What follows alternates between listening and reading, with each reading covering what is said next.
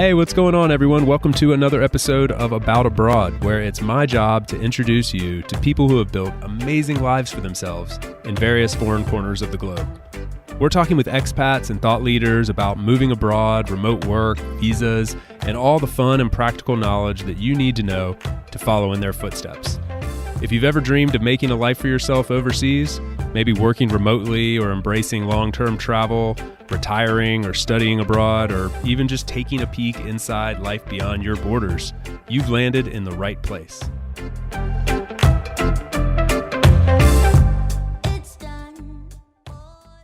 My guest today is named Claire. She's a friend of mine who is, I guess, currently calling the Bahamas home. Well, at least that is where her catamaran is currently parked. And she walks us through how she and her husband made the transition from a quote unquote normal life with a home and cars and careers and all of that to living on a catamaran and exploring the Caribbean islands. So it was absolutely fascinating. I've been loving following their journey on social media and seeing the pictures they post. And I was really interested to hear the backstory, how this came to be and how they traded in this one life for a very adventurous life. And it's absolutely fascinating to hear how they've done that. So I really enjoyed this one. I hope you will as well. There were unfortunately some serious sound issues. We were connecting from a boat out in the middle of the Caribbean Sea. So bear with us on that, but I hope you enjoy nonetheless. It was a lot of fun. Let's go sailing with Claire. Please help me in welcoming her to About Abroad. Claire, welcome to About Abroad. It's been forever. How are you doing? I'm good. How are you? I'm good. I was just thinking before we were getting started on this, I was like, all right, let me think back to where we first met. And I'm pretty sure the first time we met, we were running across the state of Florida from Miami to Key West. Is that right? Yeah, I had the same idea yesterday. I was like, wait, we did that race together. I actually forgot for a minute, but yes, that was quite the introduction, I guess we could say. We made it. We did. Yeah. For a little bit of context for people listening, we have mutual friends and we're sort of like social media friends, I guess. We follow each other and enjoy living vicariously through each other's different lives. But we originally met on a Ragnar. Is it called a Ragnar, right? Yeah. Yep. Yeah, I was double checking myself there. Like, that's the name of the character in the Vikings and stuff. But yeah, Ragnar race, basically. Like, I don't even remember how many miles it was, but it's like a multi-day race from one city to the next. Yeah, that one was like right around 200. Yeah. And, okay. We had our team and our vans, and we caravanned and switched off and ran our different legs. It was super fun. Yeah, a couple days awesome. running across, running through the swamps and the Everglades and stuff, and then eventually arriving to beautiful Key West for a good time. So you guys kind of have the islands in your blood. Where are you guys right now? By the way, I have no idea. So we're in the Bahamas. We're in Eleuthera, Spanish Wells, Eleuthera. Which honestly, before we started traveling, I just thought of the Bahamas as the Bahamas. I didn't really know Eleuthera was an island in the Bahamas, but yeah, it's kind of like the Bahamas are split up. I'd say mainly there's Nassau, and then there's the Abacos, Eleuthera, and then the Exumas. And of course, there's out islands along the way, but those are kind of the main group. Okay. So we crossed over to the Abacos, and then we went through the Abacos, and now we crossed to Eleuthera. So we're in right outside Spanish Wells. Okay. We have so much to dive into because I sometimes when I bring people on the show, I actually know a decent amount about the kind of backstory. But with you guys, what I think is interesting is that I really don't know anything except I just keep seeing these amazing pictures of you guys doing like really fun workouts on your awesome boat in the middle of some beautiful islandy paradise. And I'm like, what are they doing? And so eventually I just was like, hey guys, I got to know more about this. And I think people that listen to About Abroad might as well. So let's like back up a little bit and give some context. Tell the audience a little bit about, like, generally speaking, what you're doing, and then I think we'll even back up a little further and tell people how you got there. Okay. In general, we are living and cruising on our catamaran, and it's a 37-foot catamaran. And right now, kind of plan is, this is our second year, but our kind of plan is to cruise for 3 months, maybe longer, and then head back home and try to work and, restock the bank accounts and such. And yeah, it's an ever-changing plan, but currently that's what we're doing. Cool. Okay. And so the idea is 9 months, real life, 3 months, the life. Yes. basically. Yeah. And Got 3 months just kind of came about because you can do in the Bahamas specifically, you can get your travel permit can do 3 months, 6 months, or a year. And so we just picked 3 months just to kind of start. But obviously we'd like to forget the real life part and just do this more. But this has been a good place to start for now. Very cool. So you do need like a travel permit to sail around the Bahamas? Yes, the cruising permit, and it's based on the size of your boat and how long you're going to be here. Okay. Yeah, and then we have a dog, so you have to get the dog. Interesting. Side note, yeah. No, I think it's a kind of a core part of the deal here, because that's something like I literally would never. I would think like, all right, well, yeah, if you want to, I mean, obviously to like port, I guess, and to like go into the city, like go into the towns and stuff. But I mean, I guess it, like you're not. I mean, it seems like you guys are out at sea a decent amount, or at least like, anchored. I'm going to use all the wrong terminology in this conversation, and you're going to think I'm an idiot. So correct me where I'm wrong. Anchored is correct. Yes, we prefer to anchor. I definitely agree with what you're saying. If you're going into the marinas more and using onshore facilities more, the permit is a lot more important, but we prefer to anchor out. We rarely, I mean, if anything, we would pick up a mooring ball, which is basically just anything on the ground that has a big rope tied to it that you can attach your boat to. So it's not going to ruin, like, say, the coral reef because people are throwing their anchors in it as much. And they might be in more protected areas that somebody manages these mooring balls. So we would much rather pick up a mooring ball if the weather is bad. But honestly, we rarely, we just anchor and watch the weather and try to hide behind islands and stuff like that when the wind gets strong. So I want to ask a question about that, but I just real quick want to finish the permit thing for anybody that's eventually going to listen to this and be like, yeah, I want to live the Claire and Jonathan life too. What's the permit process like? Like, relatively speaking, is it a long, arduous process that's super expensive, or like quick and easy and cost $10? They vary. So it's definitely changed a little bit with the COVID situation, but I'd say there's kind of two parts. There's the cruising permit part, which used to be last year, for example. They've definitely made some changes and they're trying to put it more online and streamline it a little bit better. But the cruising permit part, like I was saying, it's just paperwork. You have to fill out stuff about your boat, who's on it, the passenger, the crew. If you have dogs, if you have weapons on board, if you have, like, we have a dinghy, basically like our car, just so they know what you're bringing into the country and how long you're going to be here. So for us, based on a 37-foot boat, ours for 3 months is $300. I think I'm pretty sure it's 34 and under, it's only $150 for 3 months. So, and I think there's 150 and over. There's one more tier.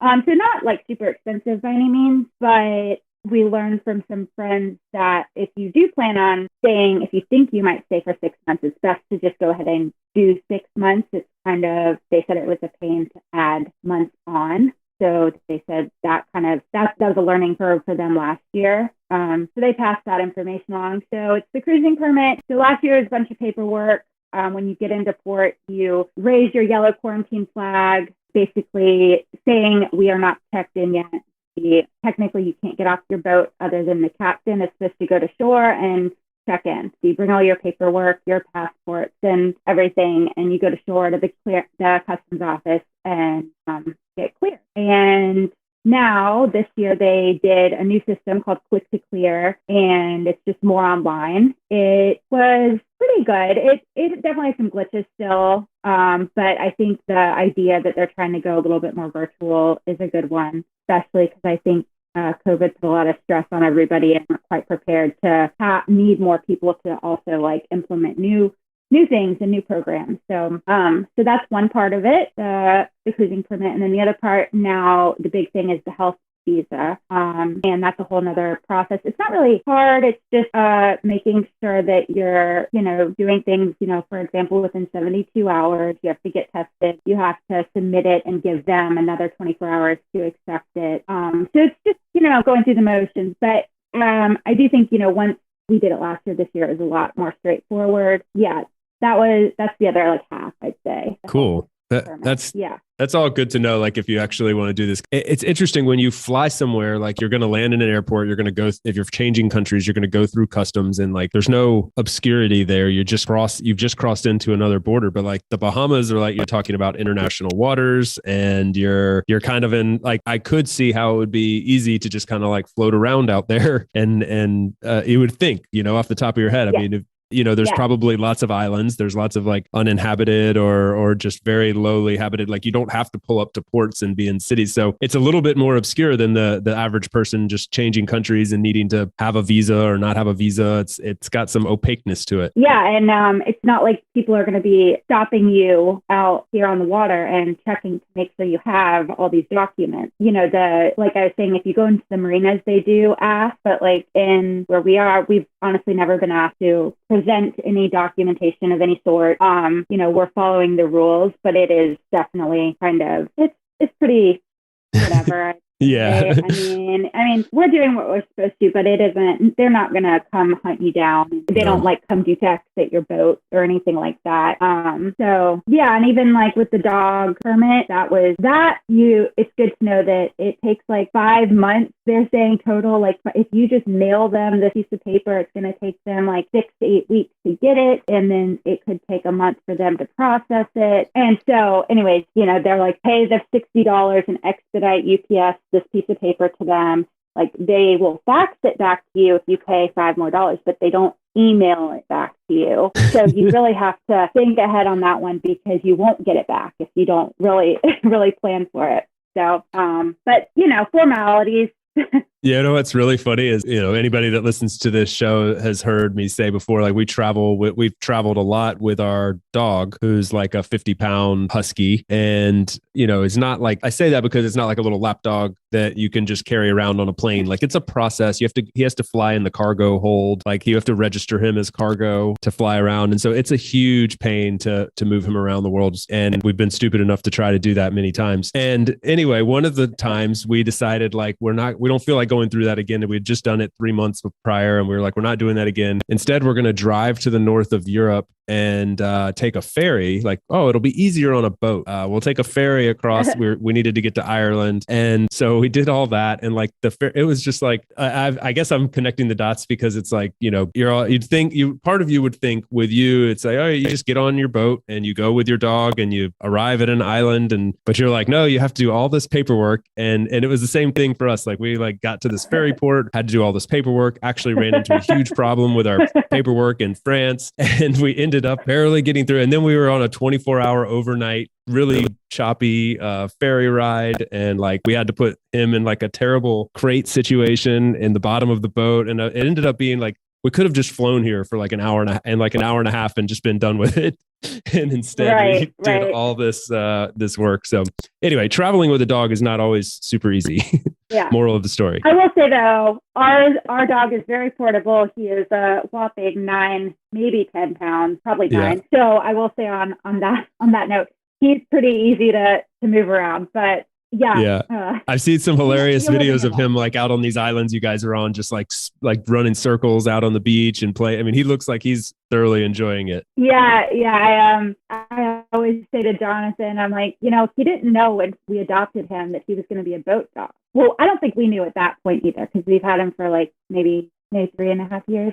So maybe we didn't know either, but he didn't know he was going to be a boat dog, but he's adjusted very well. But his favorite part is definitely the beaches.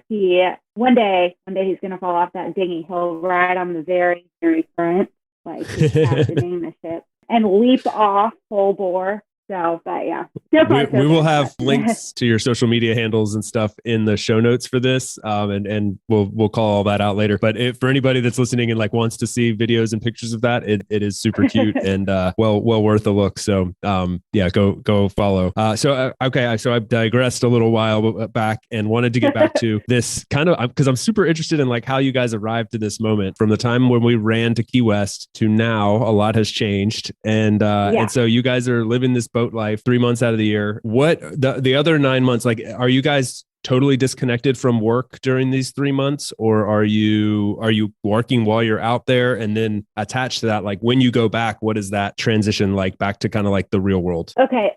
So when we did our run, we were on we're going to get married and buy a house mode. And then we did. We got married and we bought a house. And mid remodel, we were like, why did we buy a house? We're never at our house, literally never, between races. And just we would go on weekend getaways and go hiking. Why would we just stay home? So we came up with this idea that we're going to finish remodeling it and sell it and buy a boat. So that's what we did. Jonathan was constantly looking at boats online, and I was kind of on if you're going to spend all this time looking at them, like, let's just do it. Like, let's not just talk about it. Let's actually do this.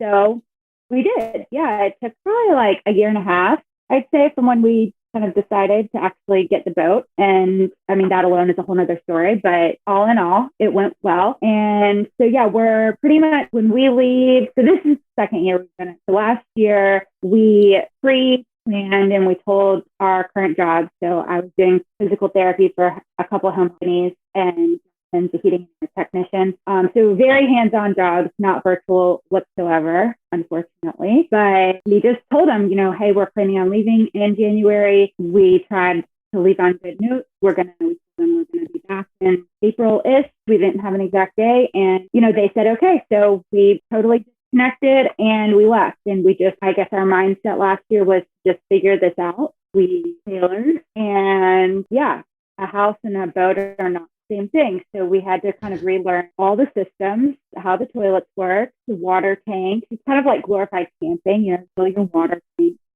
It's been, it's a huge learning curve here. We just kind of left, and we had taken a sailing school, so we sort of knew what we were doing. And so we just came out and we traveled kind of the same route we're doing this year. And then when we got back, that was rough.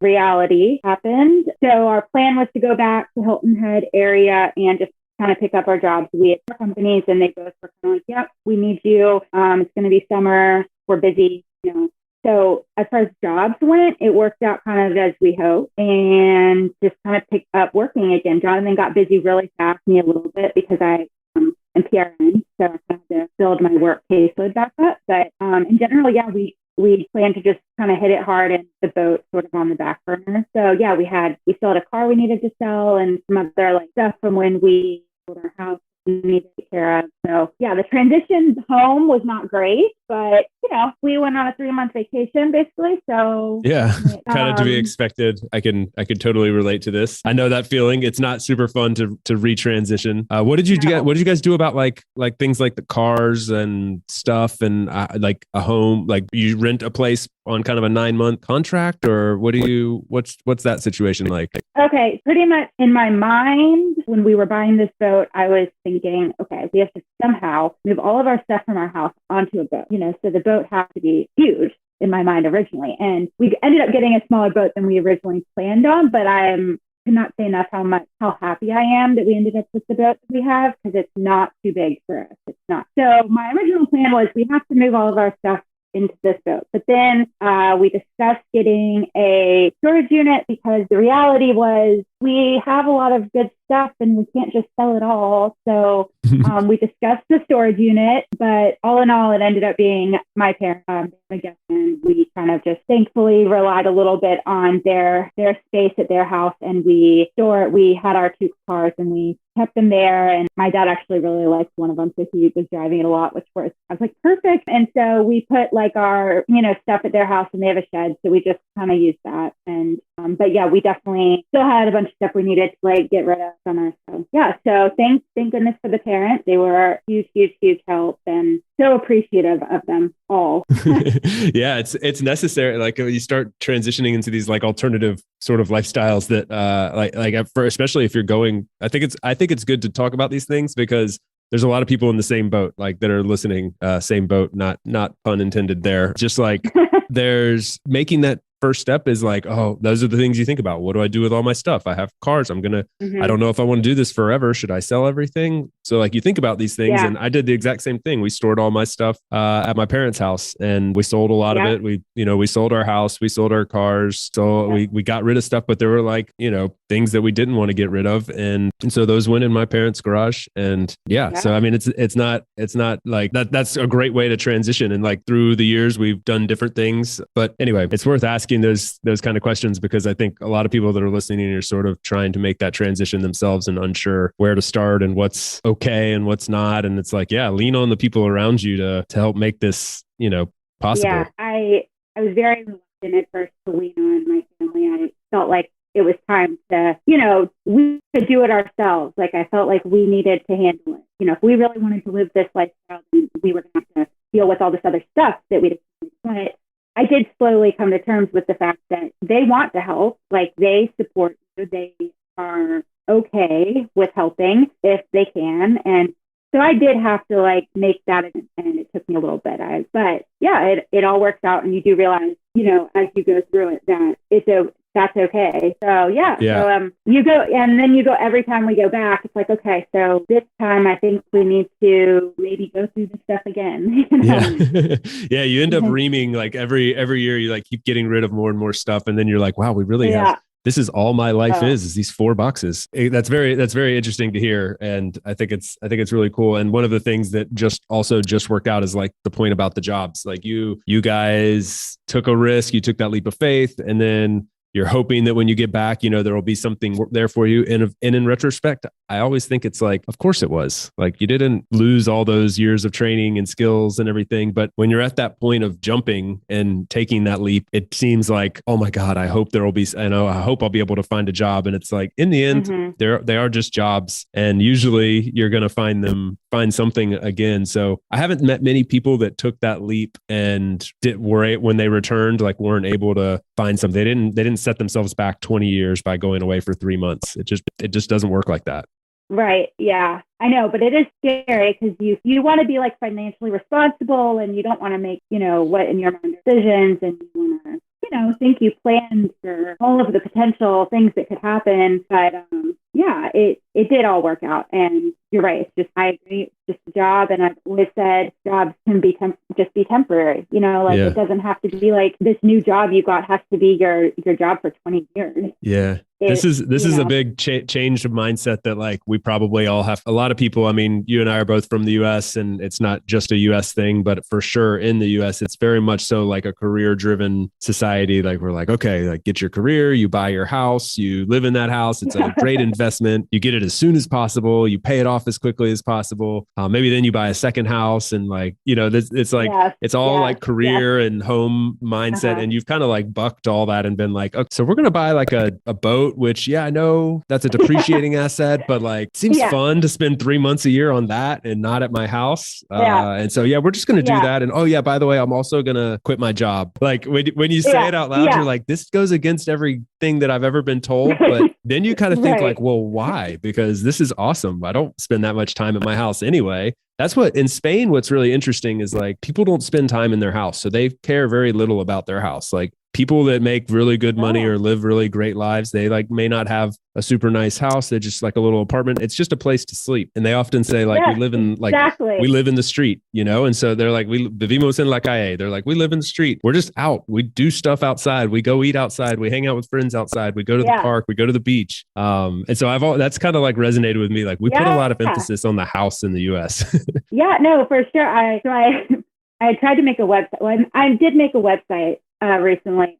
I've never made one. But literally, the little part that's about us, it says, why would we have a house? We're never at our, like, why would we have this? And so the whole concept behind this boat was now we can take our house with us. And I wrote about how we love to travel and go on vacations, but we hate paying for places to stay because literally all we do is sleep there. Like, yes, I want the bed to be sort of comfy, but I'm only sleeping there. So now we can just move this house around. I mean, we don't really spend that much time on it either, but at least we aren't paying extra money to just sleep in a bed somewhere when really we want to be out doing something. So yes, totally agree with all of that. I love that you guys have done that.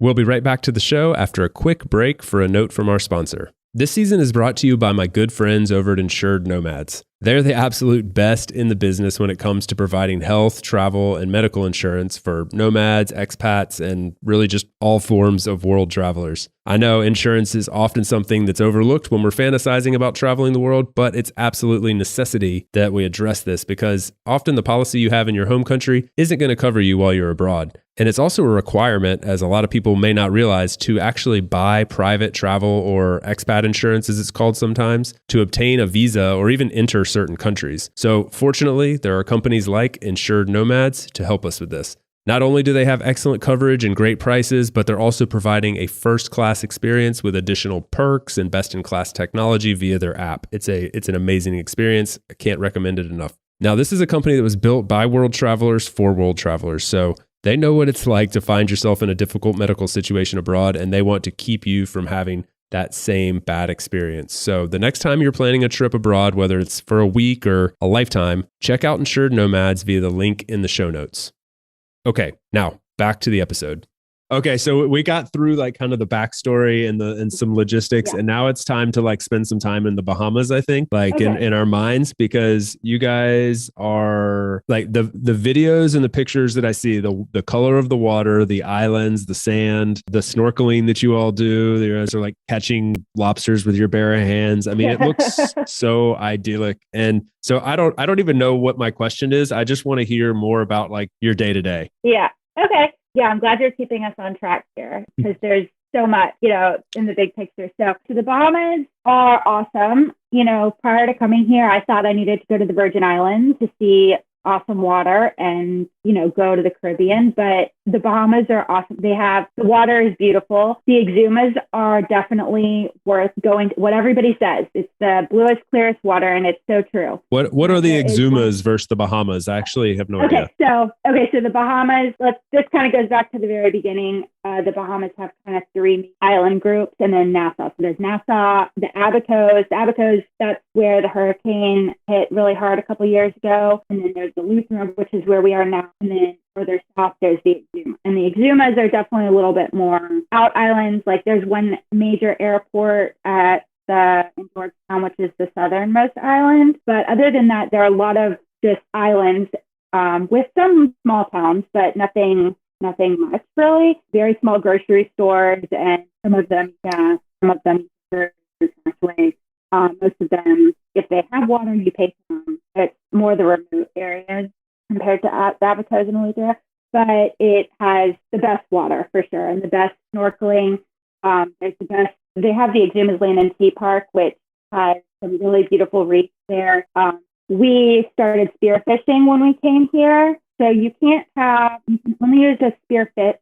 You can't use a spear gun. So they want to we've been doing a lot of spear fishing, but you cannot hunt in the land and sea part. That's just a protected area in the Exumas. But yeah, it has probably the best lane for sure. The coral is the prettiest. And are they very far apart? Like are these islands all clustered together? Yeah, we do. But I mean, just in general, like, are you like sailing back and forth between them, or is it hard to tell when you're in one place or the other, except Yeah. So the Abacos is a grouping, so you can get from one to the other in like an hour on a slope, close. Eleuthera, same thing. Eleuthera is one big island, so we can our plan is to kind of hop down the coast of Eleuthera. You can also drive it. So for example, I think you could drive Eleuthera in maybe 2 hours, but we'll hop down the coast and we'll do stops in different bays and towns, and we just base that on if there's something specific we wanted to see. So here there's like a blue hole, a sapphire blue hole, which is, I forget how deep it is, but it's just a huge whole body of water that they've set up so you can jump in. And they have a cave here, like a cave system. It's about a mile long, but it's totally underground and you through it. So that's cool. They've got, last year we went to this pond that it has seahorses because it's some sort of brackish water and it's the depth, but the seahorses really like the pond. So we stopped at a specific area to get off into the pond to snorkel it to see seahorses. Wow. So we basically just move our boat around to go see certain things or go to the land and sea park or go dive a plane wreck or go on a hike. There's like an abandoned naval base somewhere. So we'll just like anchor out and go hike around that and, explore and yeah, we just stay as active as possible, pretty much. It's funny because if I try to write a journal every day, well, I keep track of like what we do. And some days I'm like writing it and thinking, oh my gosh, that was just this morning. Like we've done so much. We've already taken the dog to the beach, tried to do some sort of little workout, come back, ate breakfast, then we went snorkeling, the plane wreck, then we come back. Oh, let's go hike because we heard there's this abandoned whatever over here. So there we're off trekking through the woods, finding this abandoned something. And yeah, so then we document all those fun activities for everybody. But yeah, so the islands, the Bahamas, I don't know what I was calling you about really, but Eleuthera is where I was. And then, yeah. And then I'd say between the big chains of islands, it's like a 8 to 10 hour sail for us. So like when we leave Eleuthera and go to the Exumas, it will plan around the weather and it'll take us like 10 hours to get to the Exumas. And once we're in the Exumas, there's technically 365 islands in the Exumas, so we can just kind of bounce around there. And it's awesome because you can find, just your own little anchorage, your own beach. You could go to a town if you wanted to or not. And yeah, we just love it because we can explore at our own pace and be outside. Really. Yeah. And not to mention phenomenal weather it's a great time to head south in the winter, and you guys I mean, is it as good as one might think? Yeah, it's in the 70s, so we came a little bit earlier this year, so it's definitely been more stronger, I guess, storm systems have been moving through this year, but it's still been like, I think the lowest has been like 67 or something. Wow. And then it'll get up to the 80s. It was in the 80s last year when we got back, kind of around April. But yeah, my sister sent a picture and they were bundled up in their winter coats because they're in Philadelphia. And I was like, oh, I kind of forgot that it was winter and you guys were freezing. And it was like, sorry, I was down catching lobsters and spearfishing. Yeah, I literally forgot. I love it. You mentioned like go to a town or something. So I've been to Nassau and some of the islands in the Caribbean, like the Caymans and things like this. Mm-hmm. But I'm envisioning these are a bit more like rustic. When you say a town, and like what's the lifestyle like on these islands? Totally varies. Where we are now in Spanish Wells, it's, I would say, one of the more established ones. So that's why we have some family flying in to the North Eleuthera Airport because they have the airport nearby. They have a taxi service set up. They have a pretty nice grocery store. But yeah, very, I don't know, island vibe. There's probably 4 or 5 restaurants. And like, this one's like pretty good. You can rent golf carts and like kind of take them around the whole island if you want to. And they've got a bunch of rentals and stuff like that. But when you get down into the Exumas, it's really small. So they might have we'd probably like dinghy to shore and it'd just be like one street and we could walk up and down the street through the main town in like 10 minutes, and pretty much just very residential and maybe one little restaurant and one store, convenience store type thing. Yeah. So this is a pretty, like, I guess what you could say built up area. In the Abacos, like Hope Town, that's a pretty well-established area. Even after the hurricane, they've made a lot of progress there. A lot of people go there, I'd say, to rent a house and stuff like that. Whereas in the Exumas, I think you'd have to be a little bit more which island specifically you would go to find the vibe you were going for, if they had any amenities and stuff like that. And some of the islands we go to have literally nothing on them. It's just an island, and some of them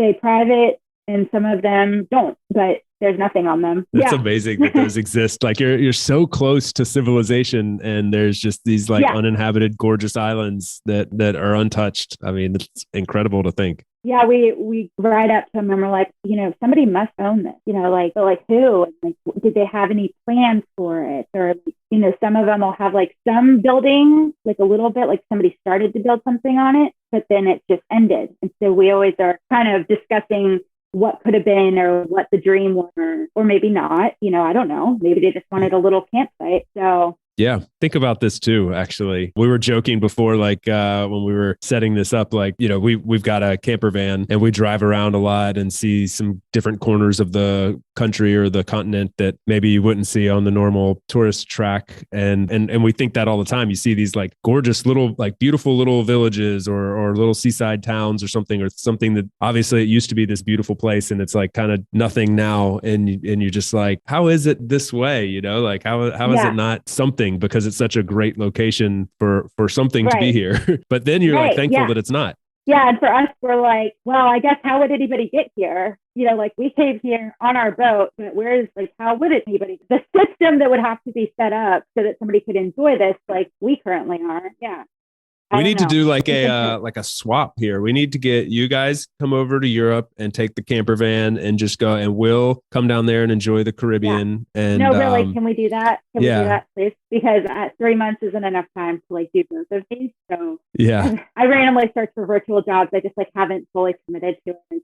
It's a different mindset, traveling and working versus traveling on like vacation mode. So totally, you're putting the exploration a little bit on hold, but for the long term, that would be fine. It's just a different mindset. Yeah, we're all adjusting. Well, that sounds like a good plan to me. And actually, it brings me to something that you said earlier that I wanted to ask you about. So like you said, we weren't sailors and we took a sailing course. So I'm envisioning, actually, like I have been envisioning leading up to this conversation that you guys were like lifetime boaters and that you worked your way up to this big catamaran over years and that Jonathan was just like already a captain of some sort. It sounds like that was not the case. No, that was the opposite. Yes, we've grown up around the water and we like boating on like little motorboats and going to the sandbar and skiing and stuff. But Jonathan had learned to sail on a styrofoam sailboat on the lake with his dad in the summers, but that was it. That was the sailing experience to the max. So we were trying to be smart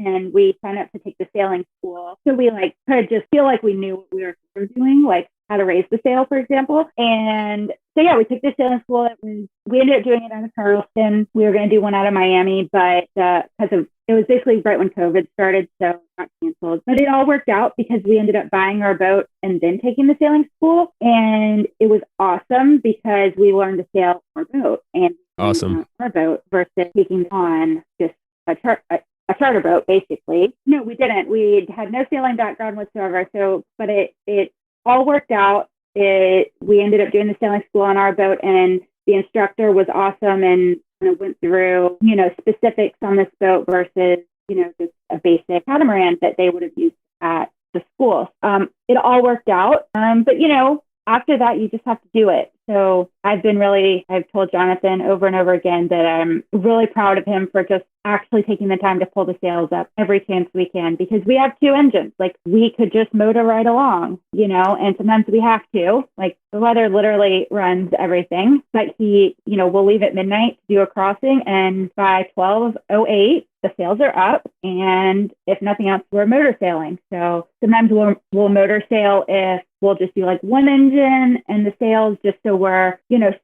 getting a little bit more speed, but we're not necessarily putting a lot of hours on the engines, and we're able to utilize the sails as much as we can. Yeah, he's been really great about initiating sailing at all times, so I've been really happy about that. I've been trying to do a little better, but it's funny the things you learn and that become like normal. Like I wouldn't even think about that, but like once you you just dip your toe in this world a little bit and you're like, you start learning all these things. It's the same in a different way with a camper van, like all these little things that you like have to do. You're constantly refilling water, dumping water, update, like there's all these little things you end up doing, even from like dismantling a table to putting the table back up at certain times when you're driving, not driving. There's lots of little things, and it just becomes a little bit second nature, which is kind of cool. Like for you guys to go from like 2 years ago having never done this to now talking about like not putting too much wear and tear on the motors, and we do sailing, and I don't know, it's cool how commonplace it can get really quickly. And you think, we're handy, like Jonathan's handy, he can fix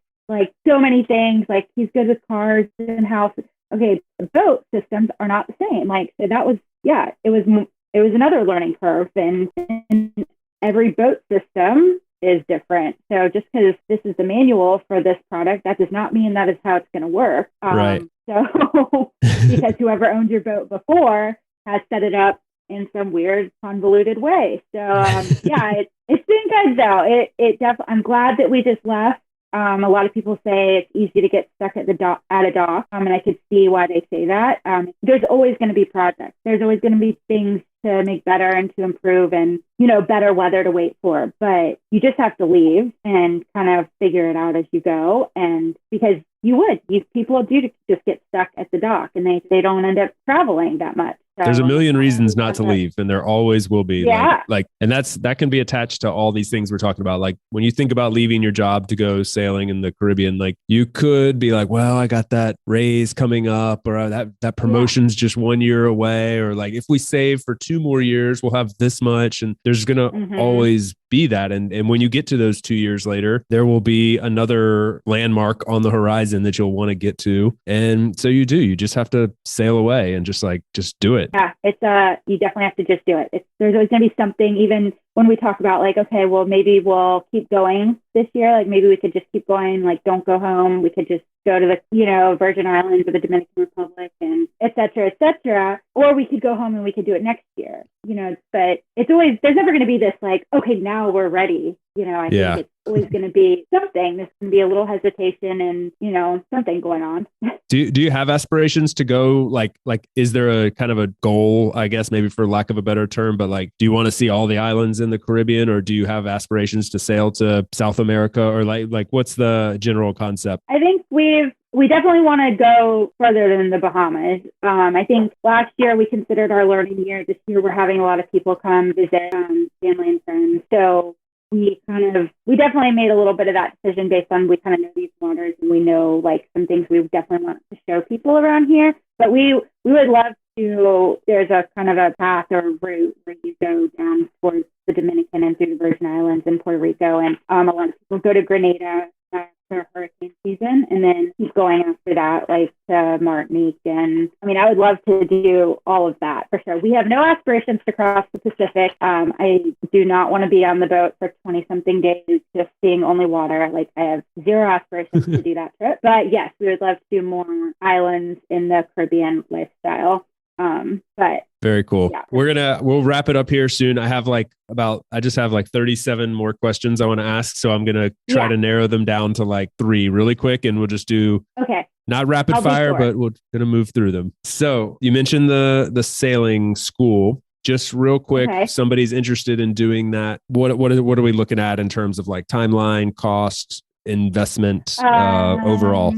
So the ones we looked into where you could do just a week straight, and you could get, I think that was for 4 different sailing classes. So 4 sailing certificates. It was like 101 through 104, I think, something like that. And it was like learn to sail basics through catamaran. And that was, you could do like a week, or the one we did, they broke it up and we did it over, we did 2 weekends. And then the last part was they helped us move the boat from Charleston to Hilton Head, because part of the class was go out and do like a little trip. So they were awesome, and it was useful. We needed to get the boat to Hilton Head anyway, and so we made that part of the class, and it was again awesome. A couple options, I guess, as far as like what a lot of people do on Fort Lauderdale and Miami, but you can also do them. Some people go to like Aruba and do the class there, just because then you're literally on a 1-week vacation, also learning, but you're staying on the boat for that week. So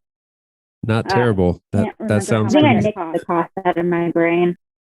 Yeah. Is it like hundreds or thousands or tens of thousands? I mean, I have zero clue. Thousands. Yeah, like 4. So it's good rough estimate just to kind of have in mind. It depends on what classes you're taking, what certifications you're going for.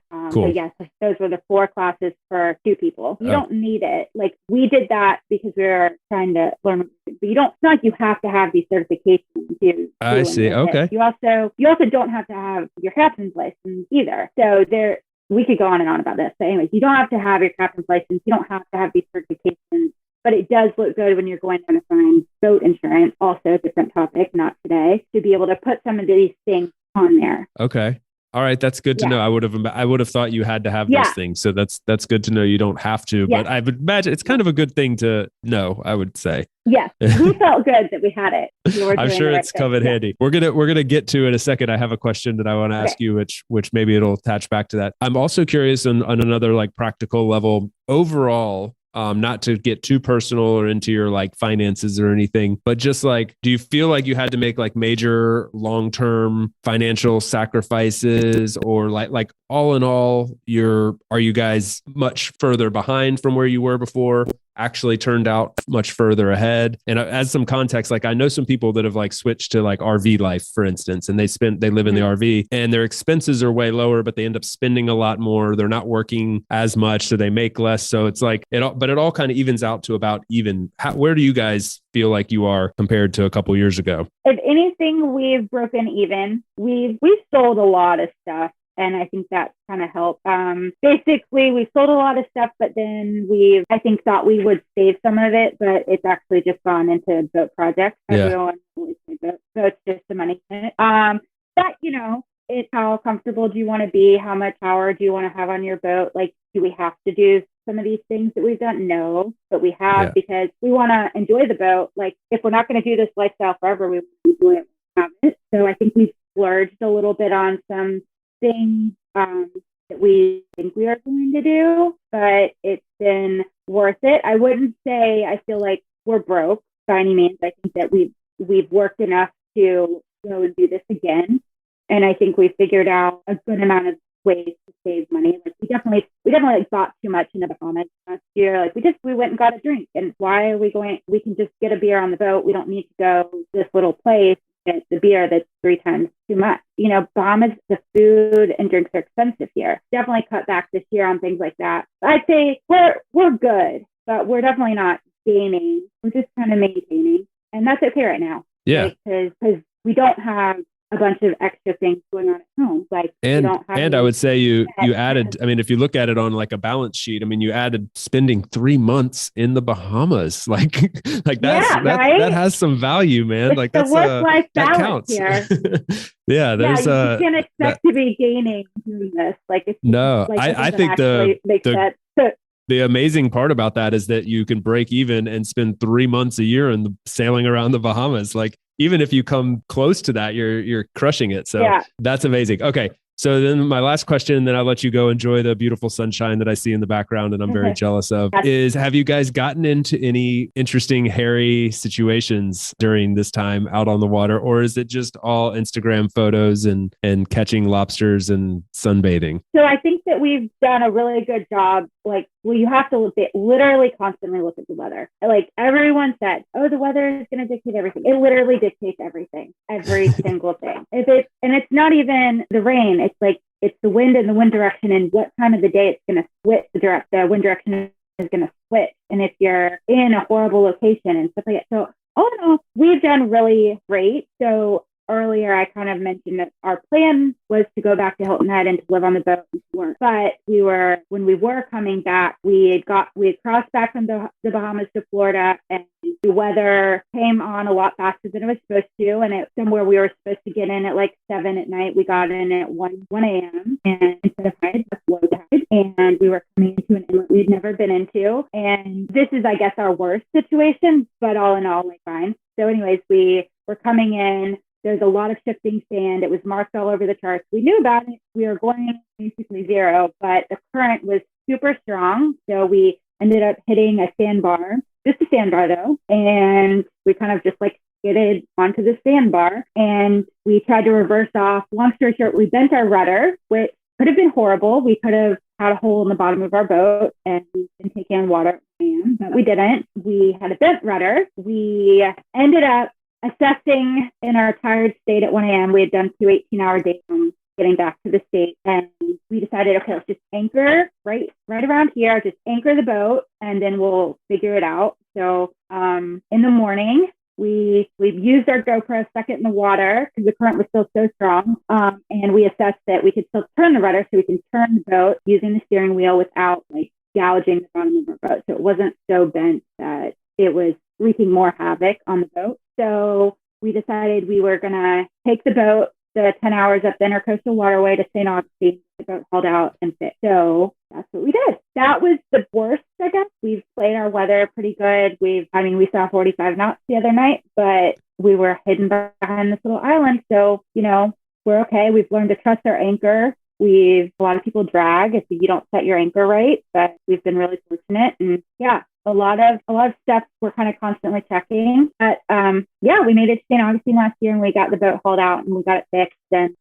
so that was an unexpected plan or an unexpected part of our plan last year. So when we stayed at my parents' guest house for a couple of months, so we got the boat fixed. But so that was the worst. Not terrible. Not too terrible. That'd be pretty scary, like hitting a sandbar. And like I'm sure there was some very intense panic at that moment. Yeah, it was okay. Let's reverse. It's like, okay, we can sit on the sandbar and wait till the tide comes back up. But what if there's another one? We can reverse off, but then it's like, because the current was doing whatever it was doing, the direction it pushed us when we reversed off bent it. But when we talked to the people at the Marine Center, they actually said that the winter rudder isn't our boat. It actually does at least have some extra support. So some boats apparently don't have a lot of support. So it literally is pretty easy to crack the bottom of the boat when something like that happens. So we were very thankful that all that worked out. But yeah, super cool.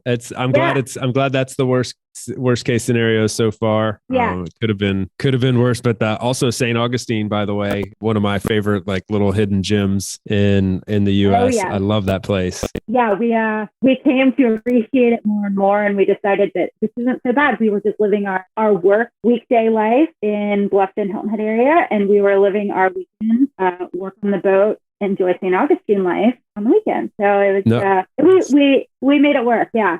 Yeah. Actually, I'm remembering. So I spent several months living in St. Augustine. At one point I was like traveling around a lot, and I would spend, my wife and I, Allison and Coda, we spent a month several times in St. Augustine, and we would always meet these people out and about. Like it's a very this, but anybody listening might not, like there's a very kind of fun little downtown area, lots of restaurants and bars and people out and live music, and would always meet people who were sailing down the Intercoastal Waterway and like just had put it, like dropped anchor, ported. What do you say? I don't know. Ported? Stopped, anchored. We anchored. Yeah, they anchored. Anchored. Yeah. Okay. So they'd anchored and they'd come in and they'd be like just spending the day in St. Augustine. And I was always like, these people are the coolest people. They're just sailing around. They'd be heading down to the Caribbean. And now I've had one of them on my podcast, which is super cool. And we're going to switch lives one day. We're going to do your van life and you guys can come do the boat life. Yeah, I think that's a win-win. I'm digging this. I'm a big fan of home exchanges. We do home exchange, and this is like taking home exchange to a whole nother level when you're like trading camper vans and catamarans. This is the next level that we're going to. So I can't wait for this. Maybe you find somewhere over there to just kind of understand the concepts of sailing. Go 101 class. I've heard Croatia is a pretty awesome sailing. It is boating world. Yeah, that would be awesome. Yeah, that's supposed to be amazing in the Greek Isles as well. Is like some people go doing the Greek Isles. That sounds amazing. So yeah, there's a lot to do. Claire, this was awesome. I'm so glad we got a chance to catch up. I really appreciate you taking some time to come out of the sun and give us a tour of your life. It looks amazing, and this is a lot of fun. Yes, thank you so much. It's been great. Great. Well, enjoy the weather there. The rest of us will be jealous watching from a distance, and we'll catch up again soon. Sounds good. Have a good day. Thanks for tuning in today from wherever you are in the world. Once again, I'm Chase, and this has been another episode of About Abroad. For those of you wondering how you can best support the show, I have made it super simple for you. Just go over to the show notes of the episode that you just finished listening to and click on one of the two following links. aboutabroad.com/newsletter to get our monthly newsletter, no spam, guaranteed, or ratethispodcast.com/aboutabroad, where you can quickly and easily leave a review for the show. It's not just important to me, it also helps more wanderers just like you find us. Finally, don't forget to subscribe on your podcast platform of choice, and we will see you again next week. Thanks again. Hasta luego, amigos.